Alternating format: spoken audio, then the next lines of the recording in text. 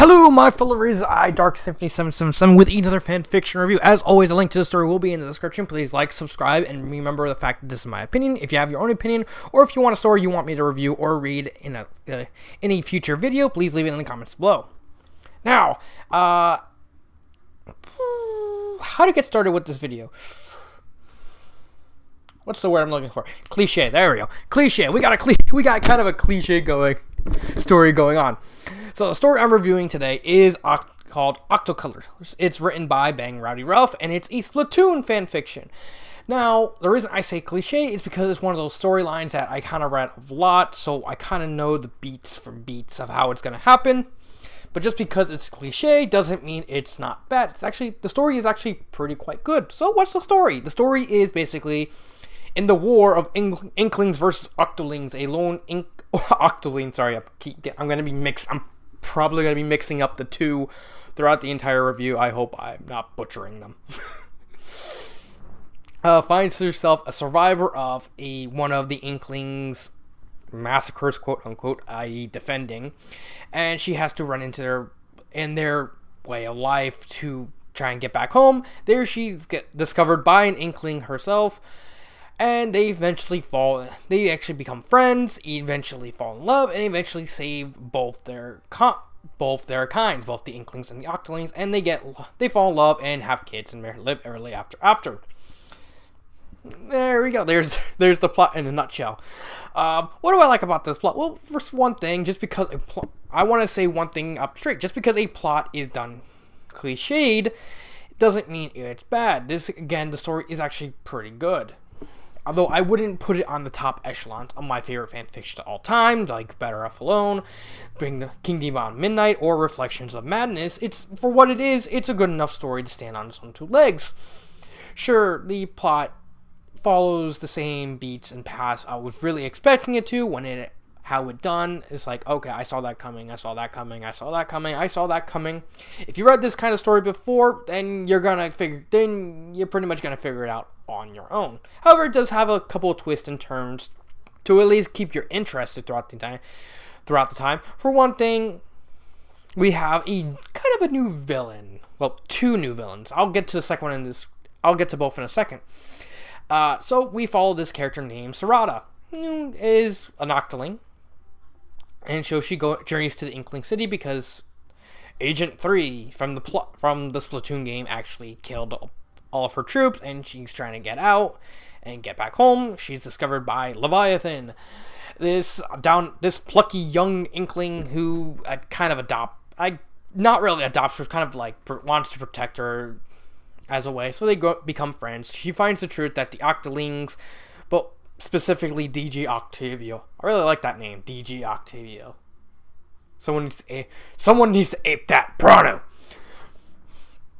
Discovers that, well, the Octolings are kind of in the wrong. And then she meets her sister and everything. And then the Octolings and Inklings go to war with Octavio finally getting his comeuppance at the end. Hooray! I don't want to get too into the plot because, one, the story's been done before, and two, because of the fact, spoilers.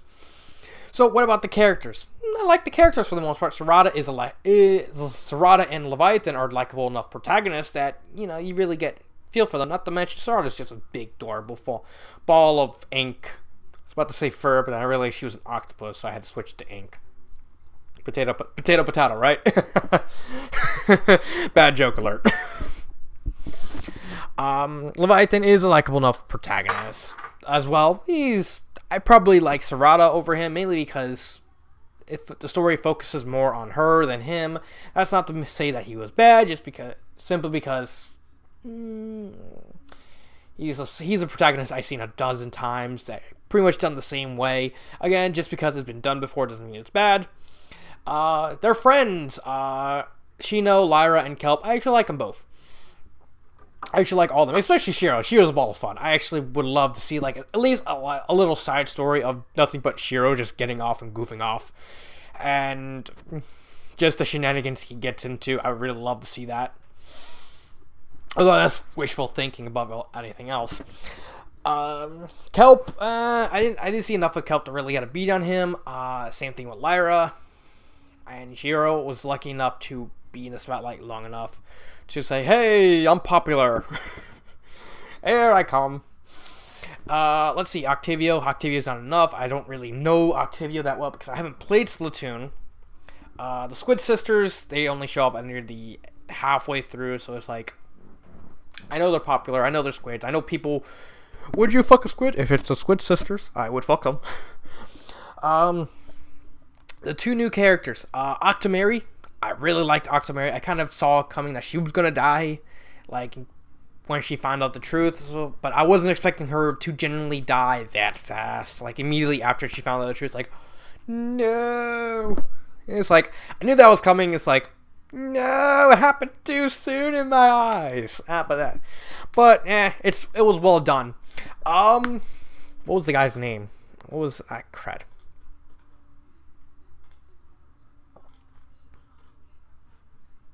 Yep. The other new character, Apollo. Apollo is the mystery of this story. I mean, I know there's a sequel to the story, but I haven't read it yet. But Apollo has so much potential that I really want to see done in the story. I like the swerve that, because at the beginning it was built up that Apollo was apparently going to be the main villain of the story, then just completely swerves to Octavio. Especially with all the lampshade that Apollo is supposedly more powerful, more crafty, more smarter than Octavio. And just the sudden swerve to it's like, nope, here's Octavio instead. At the very last second was actually well done, well executed. I really liked it, especially with the reveal that Apollo didn't join in at pretty much because he knew they were gonna lose in the first place. It was like, gonna play the waiting game, not show my hand. The ending at the last, like the penultimate chapter, the first epilogue of him actually having like this little secret laboratory, that was well done. Him playing the waiting game. I mean, so much I really want to find out about him that I really got me interested in wanting to read the sequel and everything, and it's just I really want to see more. It's like you have a good enough sequel, you have a good enough plot points.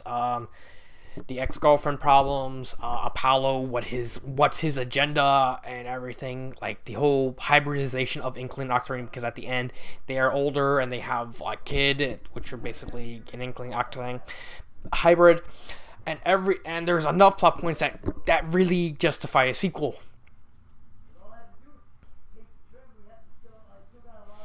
Thinking of what I'm going to say next. I'm also distracted by the noise in the background a little bit. I'm gonna try to ignore that. Grammar-wise, there's a couple grammar errors near the end. I believe in like chapter.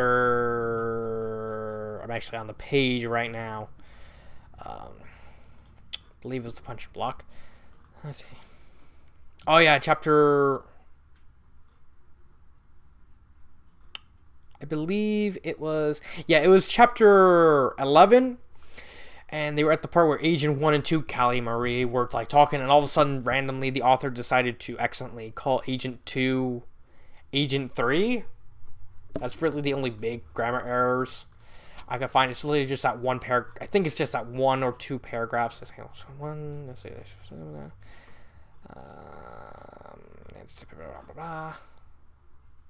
Nope, it's just that one. It's literally just that one paragraph. Pacing and imagery. Imagery is fine. I see nothing wrong with the imagery. I actually imagined everything in my head perfectly because, again, the story is exactly pretty much how I was going to expect it, so it wasn't exactly hard to imagine it. Pacing, I think the pacing, same thing as imagery, was just good. It was good enough to qualify how the plot was going to go. Everything is everything is done perfectly. Nothing completely extraordinary, but nothing inherently bad either. But everything is just pretty much above average. Again, nothing. I wouldn't want to change anything.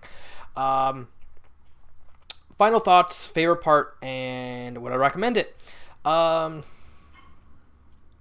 Favorite part. This is actually going to be a hard one because I can't really think of anything inherently bad. I would have to say probably the fight with Octo Mary because it was actually done pretty well, and also I really love the idea of having the ink gauntlet. I really thought that was incredibly clever. That was an incredible idea. I also like the scene where Octavio realized he done fucked up, and he got caught when literally Inklings and Octolings literally just had were rainbow colored and just had like a whole bunch of missiles on him. It's like, and like I can easily picture like someone editing that scene and making that scene in like SF source filmmaker and saying it was at this moment that Octavio knew he fucked up before and everything kind of collided on him. I really liked a couple of scenes. The torture scene was relative and how she escaped, especially Serata changing colors without her realizing it. I really liked that part and everything. But I'm probably gonna have to say, if I had to pick a scene,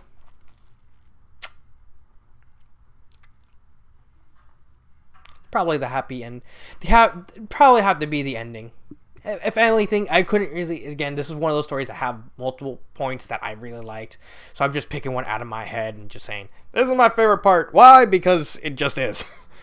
I really liked the ending. It wraps the story as it is up in a neat little bow, but also leaves it completely wide open, saying, "Oh, we're gonna have a sequel." Even looking at the last chapter, which is basically just a sequel, and just a little author so saying, "I have a sequel up." It's pretty obvious the author was going to go for a sequel in the first place.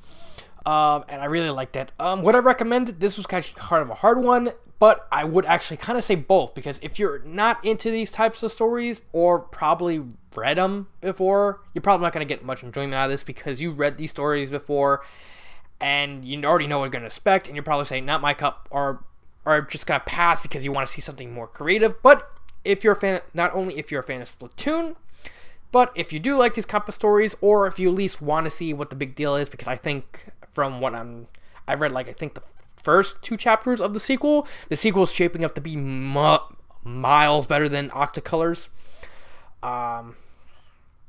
Then I would recommend it, because if you're going to read the sequel, which is shaping up to be much better, then you would have to read this one to set yourself up. Not to mention, it's a pretty good story in its own right. Final thoughts.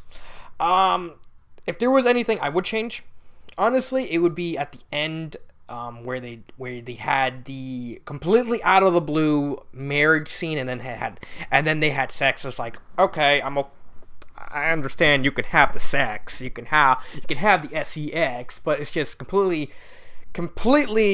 out of the blue. I would actually make like a little interlude between the 2 stories, and basically have them go on a few dates, like them improving the general life seems like, and then having marriage. The sex scene, I was like, oh, it's a squid and octopus having sex. I know, I seen enough hentai to know where this is going. Or I seen that little gif of like pretty much any girl with like any kind of squishy thing nearby saying, I know enough hentai to see. I see enough hentai to see where this is going. But yeah, the only thing I would change is just move the marriage part thing and the sex scene up to like a little interlude between the 2 stories. Not just completely leave it as is, but just make a little story around it. Them dating, then going on a date, and then they come to marriage. Because to me, the marriage thing comes completely out of left field. To the point is like, it kind of sours me a little bit. Again, it's not bad. It's actually pretty well done, especially the sex scene. Come on, it's an M-rated story. Of course, you're gonna get a sex scene probably sooner or later. Adventure friendship, it's a good enough friendship. Especially since there's really not much of a romance aspect. The romance is there in the background. But I really wouldn't want to change it. I wouldn't want to change the genres because it's adventure friendship, but. I mean, maybe if you make the interlude, have that be like friendship and romance. Like on one side, you have the friendship blooming between Serata and the relationships, and like on the romance, you see them, falling more in love, and then we get the marriage, and then we get the sex scene, and then whatever, and then just move into the second story. So that's really all I would change. And that's my review on Octocolors. If you tell me what you think of it. So, This has been Dark777, and instead of saying cut, I will say stay fresh. I was wanted to do that. I'm sorry. I kept seeing the Squid Sisters go stay fresh. And